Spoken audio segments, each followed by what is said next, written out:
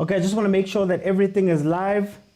We have moved off of TikTok for this show. So I just want to make sure that I am good wherever I am broadcasting right now. It seems like YouTube is fine. Okay. Facebook seems to be good too. Okay.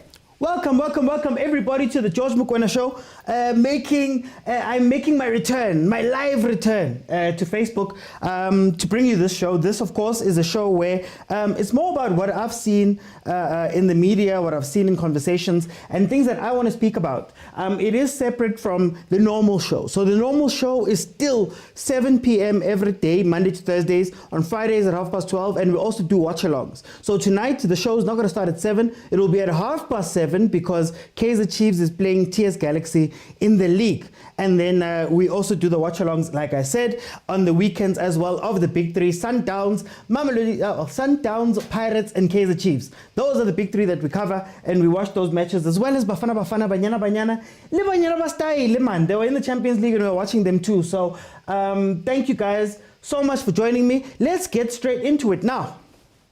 Over the past few days, we've been having some interesting conversations. Last night on the show, we had a conversation about the player of the year, right?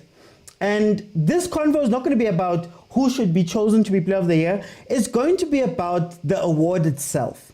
And the reason why I want to bring this up is that I want us to question ourselves as to how do we decide these awards, who should decide these awards, and can we trust ourselves in terms of the choices that we make for these awards, right? So I always start this by saying I want to acknowledge my own biases. My own biases are simple. Guys, I only watch about...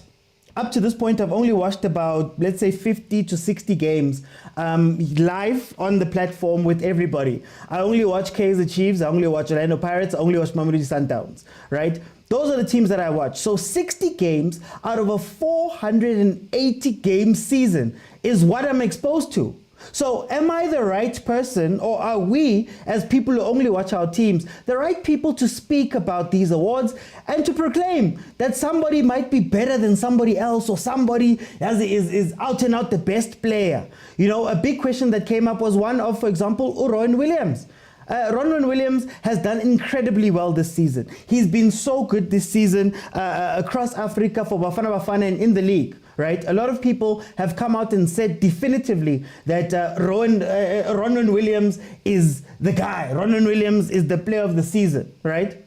But what is that based on? And I ask this because it feels as though the player of the season can only go to players that are exposed properly, right? I watch Ron Williams a lot. We speak about him a lot. We've all watched him together a lot. But the issue is, I know about Williams. I know how he plays out. I understand his play and how important he is to Sundowns. But is he the most important goalkeeper in the league, let's say, as a comparison? And how do we come to that conclusion? How do we get there and say that Ron Williams and the way that he plays for mamelodi Sundowns is why he should be top, and that no other keeper's passing the ball and no other keeper's doing this and no other keeper's doing that, and he does so many different things? I can't even tell you what the other teams do. I can't tell you. I haven't watched enough of the games. Stellenbosch is sitting number 2 right now. Right? Nobody's speaking about Stellenbosch players, right? Nobody's speaking about the consistency of Stellenbosch midfielders. Reyna's the top goal scorer right now. Nobody's speaking about that. And is that one of the biases that we have when it comes to discussing things like player of the season? And maybe that's where the issue lies. I mean, when I look at it, again, another player who's up for it, Kitito. And Pirates fans have made the argument for him. Tito is so important to our play. Tito is so important. He might not assist and give goals as much as other players, but if you look at the balls before the assist, he's usually the one. He's the guy who pulls up the people. He's the one who excites the fans. All of those things.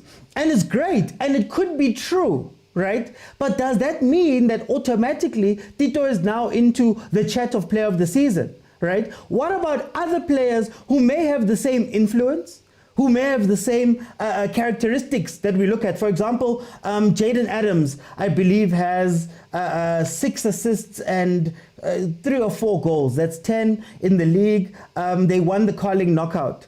Why isn't Jayden Adams looked at differently? Or does it come down to the narratives that we give to the bigger teams, right?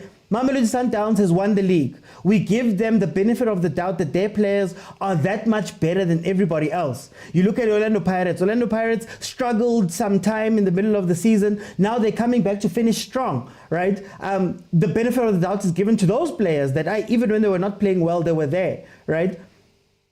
Essentially, is this fair? And how do you make sure that maybe unfancied players that don't come from the big teams are also looked at? A big conversation that we had last night was around what I would have to do as a normal player from a smaller team in order for me to be included within these chats about player of the season. And a lot of people were saying that I need to be extraordinary. Why do I need to be extra in order for me to be counted in there? Or is it just because of the jersey that I wear? The other part that we spoke about is that a lot of Mamelodi Sundowns fans, for example, came on and said that Ronwen Williams makes critical saves. He doesn't save as much, but he makes critical saves. Therefore, he should be there, right? And I would argue, what is critical? If I'm in the relegation zone and I need to get out and my goalkeeper makes 2 or 3 saves, is that not critical? If I am vying for top 8 or vying for a CAF Conference spot or vying for a CAF Champions League spot and my keeper brings me out of those games, is that not critical? Is that not pressure? Is that not all of those things? How do we take one thing and put it above the other? The last thing I'm going to say before I give my solution to all of this, the last thing I'll say, I think for me, another thing we have to look at is the teams. Let's be honest.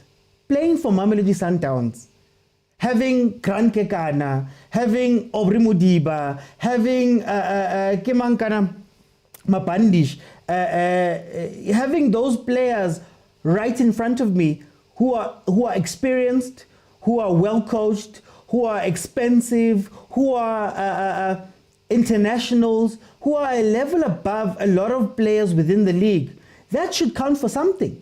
People were pointing to clean sheets with the Ronwen Williams, right? And is clean sheets a goalkeeper stat?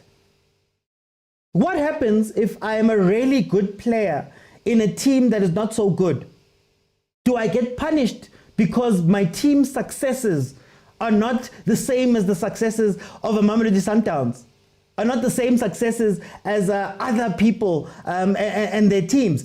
Is it right to punish me for that? Is it right that I could have won 5, 6, 7, 8, 9, 10 players of the men of the matches? Yet because I play for a specific team, nobody's going to know about it. Nobody's going to see it.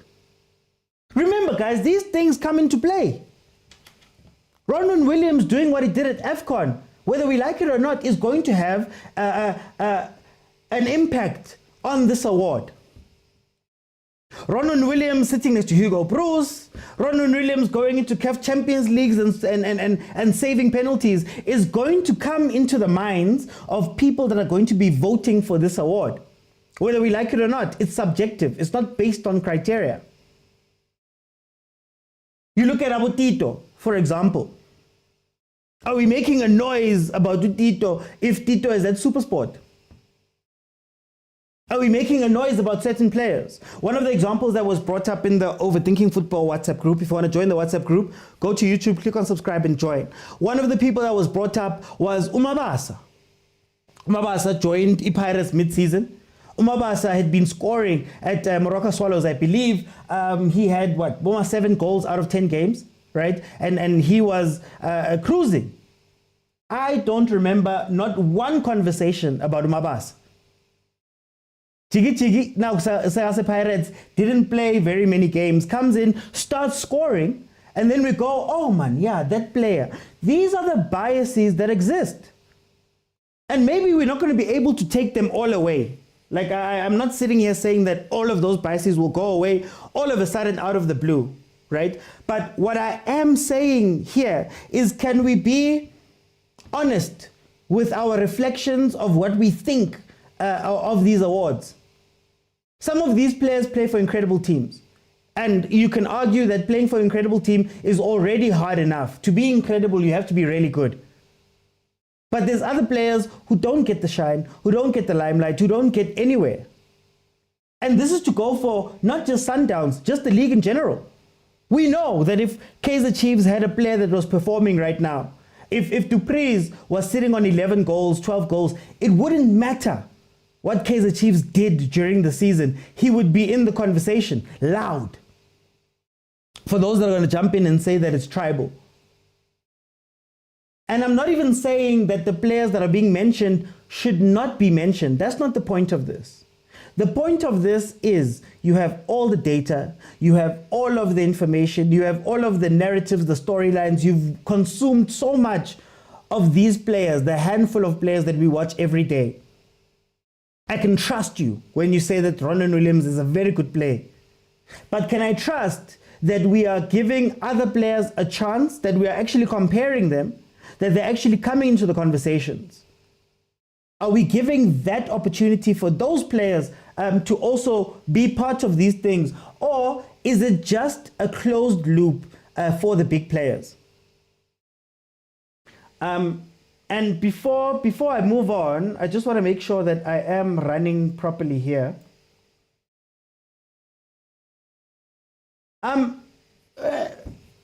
So that's my thing. And guys, again, it's not a Sundowns thing. I am asking a general question about how do we decide the player of the season? If we put all the data and everything together, Ronwen could very well be the best player. But how are we coming to that conclusion? How are we coming to that conclusion? These are the questions that we need to ask ourselves. Now, if it were up to me, this is how I fix player of the season.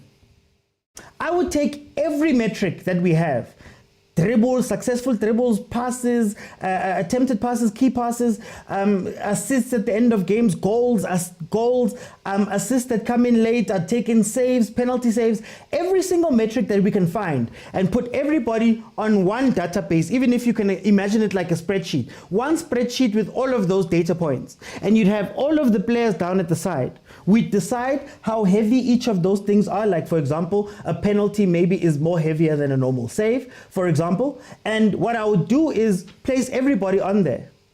And what that would show you at the end, if we could get a number from that would show you exactly who's performing. So if Ronwen Williams is the best keeper and one of his best attributes is that he passes very well, he'll have the keeper stats to back him, and he'll have the stats about his passing, right? Then at the end, I can look at it and say, this is the contribution. And it won't hurt anybody else, because on the same token, Mfukeng dribbles a lot. Ronwen will never have those stats. So that's Mfukeng's strengths. And if we put them all in one basis and we take all of those things into account, I'm sure we'll see the cream of the league, but also the players that are hiding in plain sight, the players that we don't see, the players that we don't watch. You know, at 5 o'clock, at 5:30, the game before Sundowns plays at 8. At 3 o'clock before Chiefs plays at 5:30. Those games and those players, I think that would give us a more accurate reflection. And it doesn't come down to just being about our thoughts about things, our biases. I'm biased. I'm telling you right now. I've picked Ronwen Williams as the player of the season. But then I thought to myself, I've picked him, but why did I pick him? How do I back it up? Who am I comparing him to? Have I been fair to everybody else? That is the question that I am asking right now. But anyway, guys, let's move on to the next. Let's move on to the next topic. The next topic, of course, has to do with Ungezana to a degree. but then it's going to be a bigger conversation that's going to go into the third topic. For those who don't know, Ungezana is playing in Romania. He has just won the league in Romania and is widely touted as one of the best players in that league. FCSB, the team that he's playing for, formerly known as Steaua Bucharest, they went through a similar drought to what Kaizer Chiefs was going through. They brought him over when he was unwanted from Kaizer Chiefs. They signed him over there. People were calling him a home. They were calling him in Komo, hey, this one, that one, that one. Man got that side and he performed. And I guess the question that I want to ask in this section is, when we look at it, are the players the problem? If you were to listen to any social media conversations that happen, let's say about the Kaizer Chiefs right now, everybody's saying that these players are not Chiefs quality. Yeah, these players are not good enough. These players are this, these players are that, these players are this. We have so many things that we say about these players. Yet when they leave, they go and they become big players where they go. Gezana is one of the best defenders, touted to be going to France. Well, he had been scouted by a French team. His valuation is going to skyrocket. We have guys like Abun Jabulo Plom who've left Kaizer Chiefs in the midst of a drought and gone that side to America. He's one of the most loved players there at St. Louis City, where he plays in America. The Bradley Cornell coach team. So is it the players? I want to speak on the fact that every season as fans, we ask for this one and we want that one, and that player's better than that one, and if this one can land at Kaizer Chiefs, we will win the trophies, and if this one can go there, if this one, yes, we speak so much, yet we fail to understand that inside the club, why am I signing players? Where am I expecting those players to play? Why did I get them? Do I have a plan for them? We've got a long list of really great players before they got to Kaizer Chiefs. Even currently, Abon Jabulo Ngobo, who are players of defenders of the season at some point, right before he got to Kaizer Chiefs. We have Abo Modi, who are very dangerous at Golden Arrows, if I'm not mistaken. Abo Potsane at Royal AM. We have Abo Msimango, who are Bafana players, captain of TS Galaxy. We have Abo Mtetwa, who are the cornerstones of what Stellenbosch was doing. All of these players that all of a sudden are no longer up to our standard. How? 9 years young is not a trophy, but our standard is so high. So I started looking at it and thinking to myself, what is causing this to happen? What causes a player to arrive at a club and not work out? And for me, it really comes down to why? What do you guys want to do with these players? What do you guys want to play with these players? Did you do your adequate research when looking for this guy? Gutino is going to fit in here and fit in there, and we're going to do this and do that and do that with him. Do we even know what we're going to play or what our style is? For us to be having such high expectations of these players. You know, I have a video on YouTube. You're welcome to go watch it. I have a video on YouTube where the technical director of Mamelodi Sundowns, Fleming, he speaks about how they sign players. And he made the example of Marcelo Allende, how they got Allende. He says that they went to, there's an app called Transfer Room. It's used by a lot of the big teams around the world. And every year they have like a symposium where they bring everybody in, and executives from all types of teams, Mamelodi Sundowns, for Pirates, Real Madrid, they all come and they sit in this place. Then they have a thing that they do where it's, they call it, it's almost like a 15-minute speed dating, where each of the executives sit with each other. They tell each other what we want, what they want. They tell each other where they're lacking. They give each other ideas about how they do their transfers, which players to look at. And he says that it was in one of those sessions where we were speaking to one of the guys, and he said, Look, at Mamelodi Sundowns, we're looking for this player, this player, this player. Or we're looking for somebody who can do this and this and this and this. And this guy was like, no, I know a guy. He's not from my club, but he's from a separate team. Look into this. I'll give you the name. I'll put you in contact. It took 2 weeks from that conversation to Allender walking in at Sundowns. 2 weeks. Why I bring up that story is it shows that at Mamelodi Sundowns, they know what they want and they know what they need to do. So you can never walk around as a Sundowns coach, technical director, and not know sishota hupi, sfunubani or sfuna, what type of player do we want to come in? What attributes do we want? Do we want somebody that dribbles a lot? Do we want somebody who passes? How many passes that you need to have? There's so many metrics that you need to have. Not only that, but also the decision inside the club is filtered through a lot of different places. Fleming himself, an outsider coming from Europe, he can come in with a point of view. You have Abo Rulani, who have been in the club but are fairly young. He can have a point of view. You have Abo Trotmuloto, who are also sitting there. They also have an input on these things. That's another point of view. By the time the player signs, siyazi ukuthi sifunani. Manje Kaizer Chiefs, I think the issue is that we sign by name and we sign by popularity instead of signing by what we need to do. We've all known that we need a 6 that can take the ball, turn around and play the ball. Sletum Tetwa, we ask him to be pretty much a centre back. We know that we've been asking for maybe another striker who can come in and do the job for us. Instead of looking and saying, do we want another Dupreez? Do we want another this or that? We go and fetch Abu Chivavire. Fire sale, Yamarumo Kalans. Do we even know what is going to be the expectations of these players when they get here? Because for me, it feels like Chiefs management is hiding behind fans and saying that you guys are the issue. You guys are the problem. We gave you guys everybody that you wanted.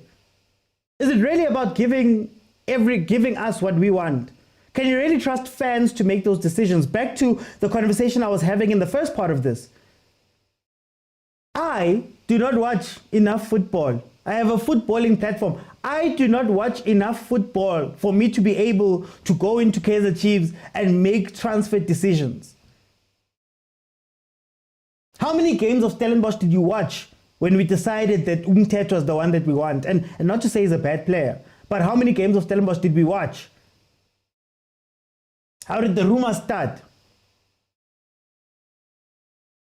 So now they want us to take the blame for those type of things, whereas they as a club should be sitting down and making sure that the moves that they make are the right ones. Guys, I don't know about you, but I've been a Kaizer Chiefs fan for a very long time.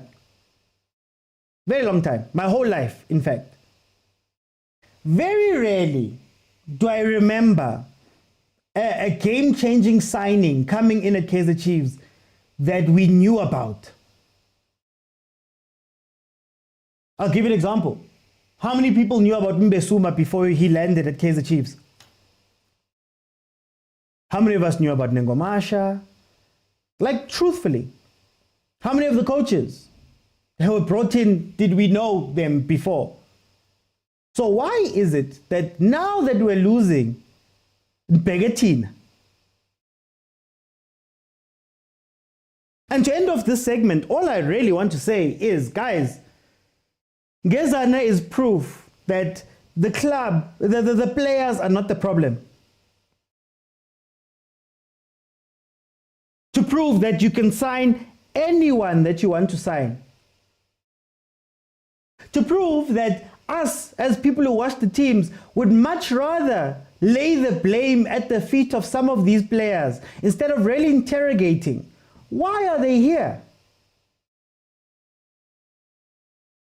You know, FCSB looked at South Africa and said, we could come here and look for names. If they were looking for names, Bo Ime Okon would be gone, Bo Bodlela, Bo Koki, Bo Msimango. But they were like, we need a specific type of defender. And they fetched him because they understood exactly what they wanted to do.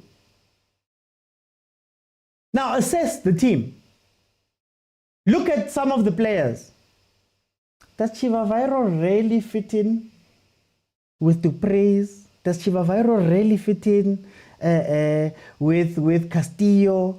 Does Castillo fit in with Mart? Does Mart fit with Stebe? Does the defense fit in with this one? When they're playing the ball and Chivavairo sitting on the bench, but they're crossing to Dupre's. What is the plan? And why did you bring all these players in if you're not even going to play to their strengths? Now Dupre's is a winger at some point. Last match in Bonu Happy Mashiane was playing number 10 instead of being a left back, even though Mart was playing right back. He's not a right back. Your normal right back is playing left back. You bring on a left back, but you don't take him to left back and use the makeshift left back to his position on the right. There's so many things that happen. And then jiggy, we're going to say the players have failed. We're going to say the players have failed. It's not quality. No player is coming to save Kaizer Chiefs. 1. 2, those players are not as bad as we make them out to be. That squad is not the 8th best squad in the league. It's not number 16. There's plenty of clubs who would kill to have some of the players that we have in that squad. Yet we're sitting here saying quality. What are you basing this quality question on? There were quality elsewhere. Dupre's was dangerous elsewhere. There's a reason why Chiefs wanted him. There's a reason why we wanted all these players. All of them die for years and years and years and years. Think about your billiards, your manyamas. Think about all of the players that have come into the club in the last 10 years, 10, 15, 20 years. I can even go back 20 years. But anyway, guys, let's move on to the last one. Well, the second last topic. The second last topic for today is about team philosophy.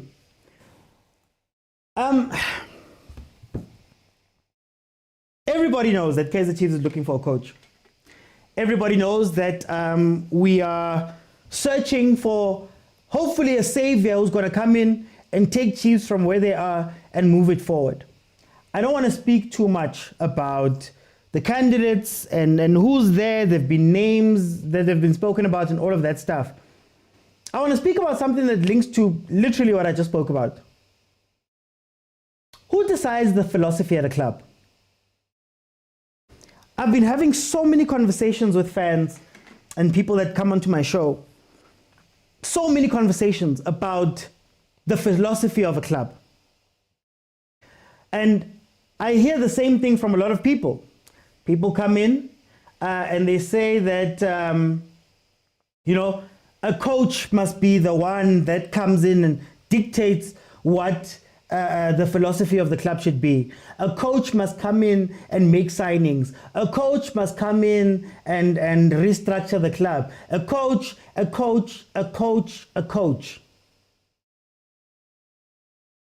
And I have a fundamental problem with this way of thinking, because by virtue of the job, a coach is not a long-term decision-making position. Or it shouldn't be.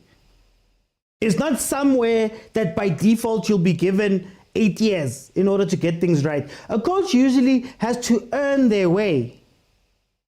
And if you allow an outside voice to dictate what your club does, that means that when that voice leaves, you're going to have to find another voice. And in most cases, a lot of teams don't learn a lesson when they bring those coaches in. They go out and they go find another voice who's different, and another voice who's different to that one, and another voice who's different to that one. And you end up having confusion. You end up having people that don't understand what we're meant to do. You end up having players on contracts that were meant to be, that were signed because this coach plays like this. Now there's a new coach who's come in. I can't play those players because they don't fit exactly what the new coach wants to do. The new coach doesn't want to play with your old players because he's trying to stamp his authority on the club. It creates so many issues. And for me, I always say the philosophy, the direction of the club needs to come from within the club. I mentioned the technical director from Sundowns. I mentioned the overall ethos of Sundowns where they say Shushan and piano, for example. Great, we've got the philosophy. Now it's easier to go and get the people. But the problem is that at Kaizer Chiefs, for example, the problem is that we don't know what our philosophy is meant to be. We don't know what we want to do. Right now, Kevin Johnson has passed through. He's going to go back to his position. Mulifinteki was there. Zwane was there. We had Baxter at some moment. We had Gavin Hunt at some moment. Fundamentally, those coaches all do different things.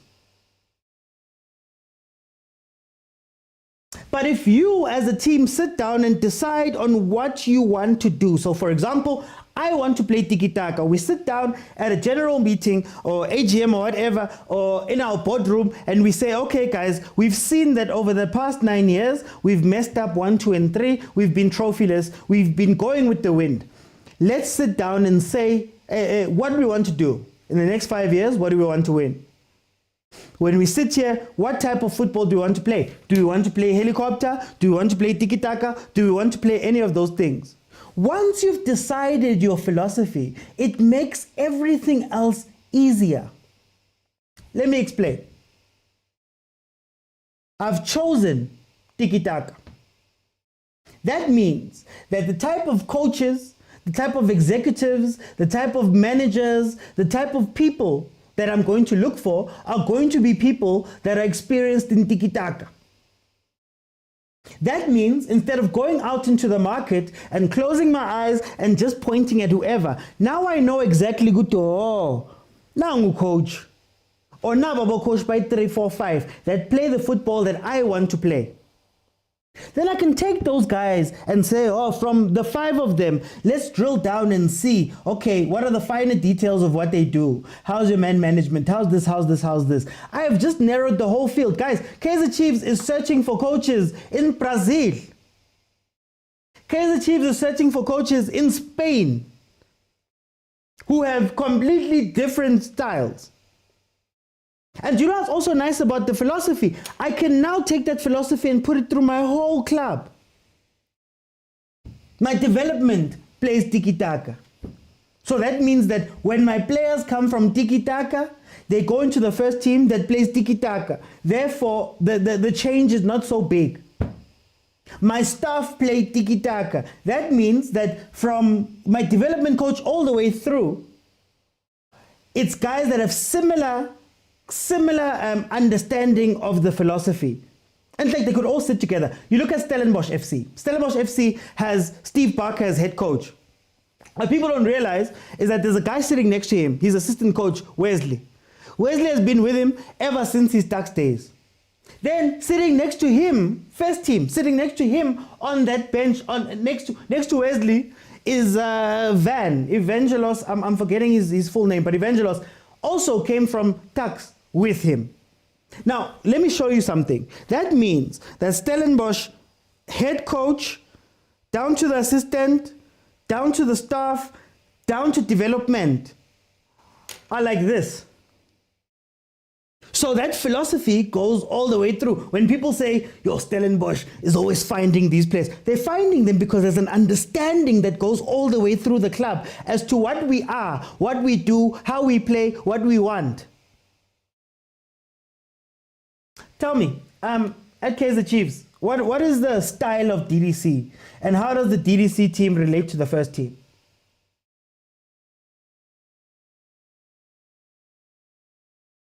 You know, the European teams, the English teams, they change everything. When Man City was courting Pep and they signed him, They literally went, we are going to change our entire style of play. Everything about our style of play, we're going to change it. They hired Chiki Bergistan, who was the former, who was the former TD at Barcelona. He was TD when Pep was there. They hired academy bosses, academy people that come from that Barcelona way. Because then you have a harmonious club. And even when Pep leaves, you know, okay, this is the line that we're going with. Do you know what else it helps with? You know what else it helps with? You can blind sign. So you see how Chiefs does where they sign players before the coach gets there? I don't think it's an issue if you are signing towards a philosophy or a style. That means that more than likely the coach that comes in will fit what you guys want to do. So even if that player might not be the one he was looking at, he can't cry and say the attributes of that player doesn't fit. But now everything is wishy-washy. Everyone is changing every day. Namhlanje siyalcrossa, tomorrow silibeka phansi, the next day we're playing transition, the following day low block. What does that do for a long-term, the long-term survival of a club? So to go back to the point, the club must decide on the philosophy. Plenty of the people within the club have long-term contracts. When you look at Kaizer Chiefs, some of them have lifetime contracts. Coaches will come and go, players will come and go, but who is being entrusted with the future of the club? And are they being fair with the future of the club? Do they know what the future of the club looks like? Do they know what they want to do? I admire Sundowns so much because we all understand the Shusha and piano. I admire Orlando Pirates so much because we all understand how they play. Fast transitions, wingers that aren't necessarily wingers that cut inside. You can draw a line from Mfukeng to Lodge to Abopule. You can draw a line and you can look at the players and say, oh, that's a Pirates player. That's how Pirates plays. This is a guy that fits in. There's a line. And that's why our Pirates are bringing in random coaches. We assume they're random, but they fit exactly to what Pirates want. So when Pirates goes to Spain or Finland to go fetch Jose, they understand that we want a coach that plays like 1, 2, 3, and 4, so that we don't go too far from Orlando Pirates. What is Chiefs' style of play? But anyway, the decision should come from above. The decision should come from the ownership group. It shouldn't be coming from the coach. Okay, so lastly, to finish off the show, Coach Rulani has been in the news making remarks. He had made a remark about the refs.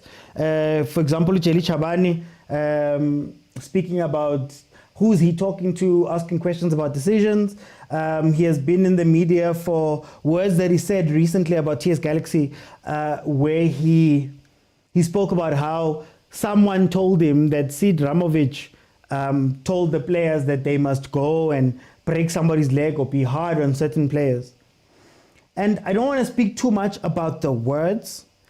I want to speak a lot about the action. You know, for those who haven't watched me before, a lot of my conversations this season have been about coaches in relation to the media. The last one that I did of these, you can watch it on YouTube. The last one that I did of these, I spoke about how referees don't get a chance to defend themselves. Coaches get a chance to say whatever they want to say, and they get to get away with it. They get to come out and make all of the claims they want to make, and talk about this one and that one. Especially nowadays, our coaches are speaking so much more. The example that I always use was Hugo Bruce. That Hugo Bruce, his mouth gets him into trouble so many times because he feels as though he can say whatever he wants to say with impunity. He can say whatever he wants to say without having to worry about anything happening to him, and then it becomes an issue. And it brings me back to communication within the league. I think these press conferences should be restricted. Or at the very least, I think that our coaches should be PR trained. Our coaches should know how to deal with media. We know about South African football media. South African football media is looking for the headline. They're looking for the headline. Rulani says this about this. Hugo Bruce says Rulani is he's making himself the special one, Jose Mourinho. And all too often, these coaches come out, whether calculated or not, and they say the wildest things without worrying about the effects of the words that they say. I use the example, I'll use two examples. Number one, Hugo Bruce came in and he said that Njabulo Blom faked an injury. Or that Njabulo Blom said he was injured, but we couldn't get a hold of him. Yada, yada, yada, yada. We know how that story turned out. That one press conference, now Njabulo Blom has to wake up in the morning and deal with the media and has to decide whether I'm going to attack or I'm going to defend. Am I going to be humble in this moment when I'm being questioned, or am I going to keep quiet? And that spirals. Hugo Bruce came out and he spoke about Kaizer Chiefs, and he said that Kaizer Chiefs is still the Kaizer Chiefs of last season. They are not good, blah, blah, blah, blah, blah, blah. Following 2 days or following week, Unseki had to sit in a press conference where he has all of his own problems and had to be grilled about what Hugo Bruce said. And now in that moment, he has to choose whether to be gracious, whether to be humble, or whether to attack. And that back and forth, we all know how that one panned out. Abu Pulemodi all of a sudden got put into the team and then taken out. He seemed to go back on his word. But look at all the trouble that was caused. Forget about coach to coach. Coach Rulani comes out and says what Jelly Chabani did was wrong, or you don't do these things, right? Now, what happens the next game when fans go to that thing? There hasn't been an apology, there hasn't been a correction, there hasn't been a thing to say that, hey guys, we reviewed it and actually. And it's funny because Rulani is usually the type of coach to go, I have not seen it. But I'm just using him to highlight that some of these press conferences, man, guys, some of these press conferences, our coaches are not at the level to play the type of mind games that they want to play, if we're being honest, in terms of media. And once they spin a story, the story is spun, guys. They need to work on their communication. These things go out to millions of people who may not see your follow-up video, who may not see your follow-up statement that you release. Now he says TS Galaxy, who coach told them to go kick somebody, and I don't even know about true or false, but that's the only story we have. TS Galaxy is coming out and threatening legal action, for example, but I think the damage is done. What happens next time when TS Galaxy goes to go play Mamelodi Sundowns? How do referees handle it? How do the fans handle it? Can it get violent? Can all of these things spiral out of control from these loose comments that are made by our coaches in passing? And it's part of a bigger thing that I feel like in SA, we don't understand narrative. We don't understand public relations. We don't understand how to deal media-wise with things, you know. Everybody just wants the limelight. Everybody just wants to say what they feel and just come out and say it without wondering what's going to happen later on. And these things have repercussions. These things have big and small repercussions. I remember Hugo Bruce saying that, Rulani coming out and saying that, you know, there's players that came back injured, and Bruce talking about how some players are not available. I don't know. And I'm like, a lot of these things could be sorted out behind closed doors, and you don't have to activate fans in a different way. The Bafana example is prime. Bafana was doing so many good things, but we were focused on the fights with Rulani and the fights with Mamelodi Sundowns, and Mamelodi Sundowns fans are coming out and saying, no, if you don't want the players to be there, don't call them. This one is doing this one is doing that. We're focused on Kaizer Chiefs, the team that had no right to have any conversations about the national team. Now they're in the national team conversation, it's blowing up, it's trending, people hate Bruce. You can control so much. And I urge those people that are tasked with sitting with these coaches when they're speaking, the guys that are meant to control the questions and control what's going on, please do a better job. Do a better job of stopping malicious questions, because I think our football is being played by these things, and our coaches are playing right into the hands of a lot of our media, misquoting them and all of that stuff. But anyway, guys, I just wanted to end on that short note to just say our coaches need to speak a lot better when they're outside. They need to realize the positions they hold. Some of the coaches literally hold millions of people's perceptions within their hands, millions of people's thoughts within their hands. You know, when the Springboks came back from France, I spoke to a journalist that I know, and he said, you know, the one thing about the Springboks is that you are protected. You'll only hear the coach speak, well, not the coach, well, director of football, director of rugby. You only speak, you hear Rassi speak. You only hear Sia speak. When those players were there, they were restricted from speaking to media like that, getting recorded, being on camera, because they understood that narrative is important. A lot of things distract from things. Bernard Parker made an incredible recovery. It doesn't matter.